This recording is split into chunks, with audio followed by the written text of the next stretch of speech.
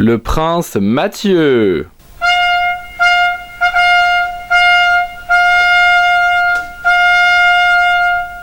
Bonsoir.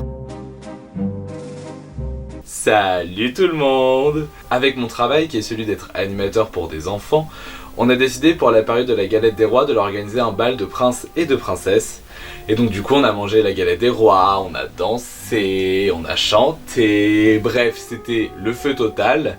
Et du coup je me suis dit pourquoi ne pas faire une vidéo sur le thème des chats. Et non, c'était une blague.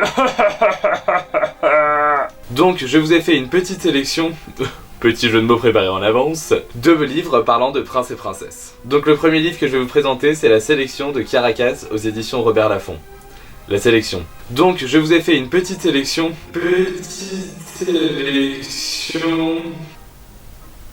Ça y est, tu l'as. Sélection. Bon, bref, pour revenir au livre. La sélection, c'est l'histoire d'América, qui est une jeune fille qui vit parmi les castes les plus pauvres de sa société, qui est elle-même dirigée par une royauté. Elle va être mise un peu malgré elle sous les feux des projecteurs, puisqu'elle va se voir contrainte de participer à la sélection. Mais qu'est-ce que c'est la sélection ? Eh bien, je vais vous le dire tout de suite. La sélection est un événement organisé par la famille royale. En gros, c'est un petit peu un bachelor, si vous voulez. Le prince, qui est ici Maxon, va devoir choisir parmi 35 jeunes filles sa future épouse et donc future reine de l'état. Au début, elles ne sont que 35, à la fin, il n'en restera qu'une. Sauf que, eh bien, notre America, elle a déjà un petit copain et elle se retrouve bien embêtée de se retrouver dans cette sélection. Enfin, c'est ce qu'elle pense jusqu'au jour où elle rencontre Maxon, qui est pas trop dégueulasse et qui en plus est sympa. Et là, tous ses repères sont chamboulés. Très franchement, ce livre il est hyper rapide à lire, voilà, il est très simple, il se prend pas la tête, c'est vraiment une romance basique un peu à la Cendrillon, un amour défendu, un triangle amoureux, mon dieu mais que va faire America, avec une héroïne un petit peu rebelle mais pas trop non plus. Voilà, je vous conseille vraiment cette série si vous aimez les romances, si vous aimez les princes charmants et les princesses un peu rebelles. C'est une trilogie et après il y a eu la suite qui est composée de 2 tomes. Si j'ai un seul reproche à faire ce livre, c'est que le côté dystopique et l'univers est en soi pas vraiment détaillé. On se concentre vraiment sur la romance entre America et Maxon. Mais bon, en soi, c'est aussi pour ça qu'on lit le livre, pour lire une belle histoire d'amour. Et autre avantage non négligeable, il fait relativement joli dans une bibliothèque. Ensuite, laissez-moi vous présenter Miroir Miroir de Serena Valentino aux éditions Hachette. J'ai acheté ce livre parce que j'ai complètement craqué sur sa couverture, puisque vous avez ici la méchante reine et de l'autre côté, la méchante sorcière. Comme vous pouvez le deviner, on plonge dans l'univers de Blanche-Neige et plus particulièrement dans l'histoire donc de la méchante reine avant l'histoire de Blanche-Neige de Walt Disney qu'on connaît tous. Dans ce roman, on découvre une méchante reine qui n'a pas toujours été méchante et qui voulait qu'une seule chose, connaître le grand amour. Le seul inconvénient que j'ai trouvé à ce livre, c'est la fin que j'ai un petit peu zappé entre guillemets parce qu'en fait on reprend vraiment l'histoire de Blanche-Neige qu'on a vu le dessin animé de Walt Disney. C'est exactement la même chose en résumé en gros. Mais voilà, franchement il se lit hyper vite, il est très sympa, moi j'adore tout ce qui est réécriture de contes etc. Et là voilà, ça a comblé toutes mes attentes. Et on prend un petit peu quand même pitié de la méchante reine, on se dit la pauvre, elle a pas eu de chance dans sa vie finalement. Elle avait rien demandé et tout lui est tombé dessus. Et voilà, franchement j'ai vraiment beaucoup aimé ici très rapidement et je vous le conseille vraiment si vous aimez tout ce qui est réécriture de contes et si vous aimez bah voilà, l'histoire de princesse maudite. Le troisième livre que je vous présente c'est plutôt une saga, donc là je choisis un des tomes au hasard, enfin au hasard. Parce qu'il y avait le mot reine, j'ai dit bon allez on est dans le thème royauté, on va prendre celui-là. La saga dont je vous parlais c'est Tara Duncan de Sophie Andouin Mamie-Cognan aux éditions XO. Alors je vais un petit peu spoiler la saga puisqu'en fait c'est qu'à partir du tome 2 on rentre vraiment dans la royauté puisque c'est que dans le tome 2 qu'on apprend que Tara est en fait la nièce de l'impératrice et donc l'héritière du royaume. Alors même si c'est pas le thème principal du roman en soi, tout ce qui est royauté, notre héroïne elle va connaître tous les enjeux qui sont liés autour de son statut, puisque du coup elle va avoir le protocole à l'apprendre, elle va avoir la pression de sa tante sur elle, elle va avoir la pression de l'image qu'elle doit donner aux habitants, et surtout elle va avoir tous les ennemis qui vont essayer de s'emparer du trône à travers elle. Mais qu'est-ce que l'histoire de Tara Duncan ? Eh bien Tara Duncan c'est une jeune fille qui vit sur Terre et qui un jour apprend qu'elle n'est pas normale, bon elle s'en doutait un petit peu hein, mais qu'elle est une sorcelière.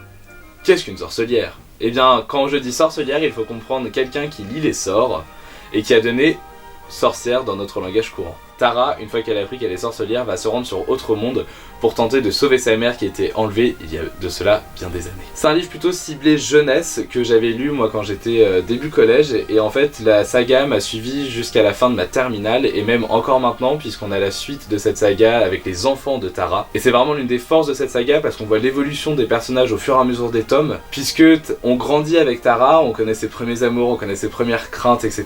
C'est un roman mais qui est très très drôle et qui pour moi fait aussi bien que Harry Potter dans la construction d'un nouvel univers, puisqu'on y croit vraiment. On pense qu'Autre Monde existe et l'auteur fait tout pour qu'on y croit. Et ça donne envie d'y aller, comme Harry Potter, j'avais envie d'aller à Poudlard, et bien j'ai aussi envie de me rendre sur Autre Monde et de connaître Tara et tous ses amis et de pouvoir manipuler la magie. Surtout, j'aimerais tellement pouvoir faire ça. Un jour, peut-être, y arriverons-nous à avoir des pouvoirs magiques. Enfin bref, je vous conseille vraiment cette lecture si vous aimez l'humour, la magie et l'aventure et l'amitié, aussi un peu d'amour. Ça fait vraiment un mélange de tout ça. Et voilà, c'est un des livres que j'aime beaucoup. On change radicalement de style avec le prochain livre qui est Prince Captif de C.S. Paca aux éditions Milady. Ici, on n'est plus du tout dans la jeunesse, mais dans la fantaisie érotique, homosexuelle. Voilà, je ne savais absolument pas qu'il allait avoir ça en achetant ce livre.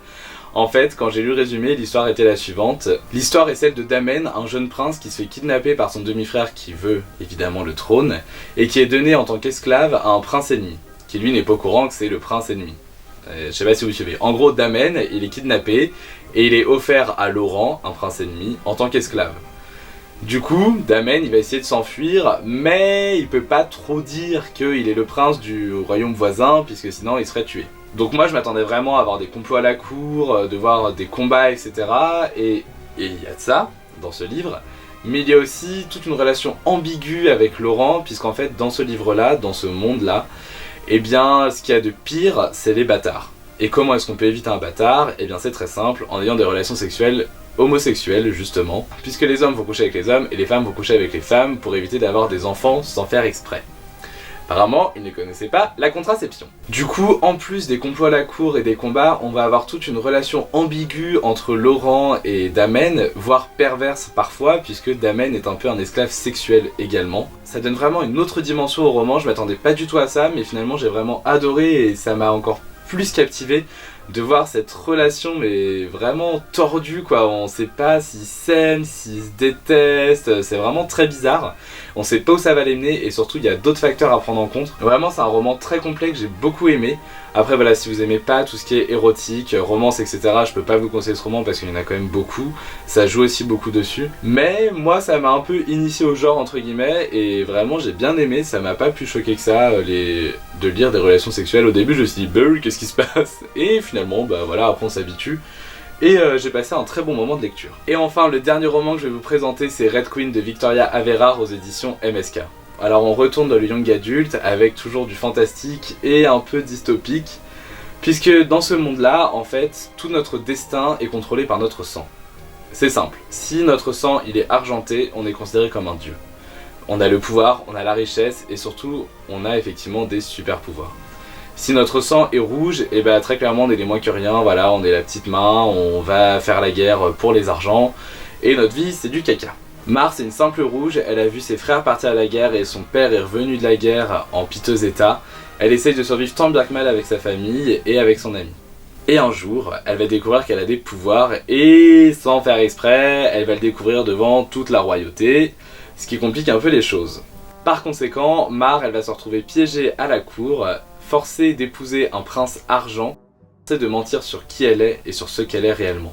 Elle va devoir apprendre à vivre avec les mœurs de la cour et surtout à déjouer tous les plans machiavéliques de tout le monde, puisque certaines personnes envient sa place. Et surtout, elle va devoir contrôler ses nouveaux pouvoirs. J'ai vraiment adoré ce premier tome. Voilà, c'est un gros coup de cœur. Tout l'univers, l'héroïne, etc. Tout m'a plu. C'est un truc que je m'y attendais vraiment pas. Et voilà, je conseille vraiment ce livre si vous aimez le fantastique, si vous aimez la royauté, si vous aimez la romance, si vous aimez les trahisons, si vous aimez les complots. Ce livre est fait pour vous. En gros, lisez vite ce livre, je vous le conseille. Moi j'ai qu'une hâte, c'est de lire le tome 3. Eh bien, cher sujet, c'est la fin de cette vidéo, je vous remercie de l'avoir regardé et je vous invite à me dire en commentaire si vous avez des idées de livres parlant de royauté, parce que j'aimerais en lire plus vu que c'est un style que j'aime beaucoup. Et voilà, je vous fais des gros bisous et je vous dis à bientôt. Bisous princier.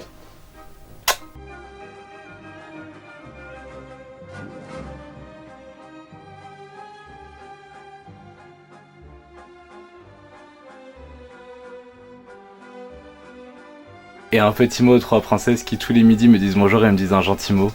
Merci, je vous fais aussi de gros bisous.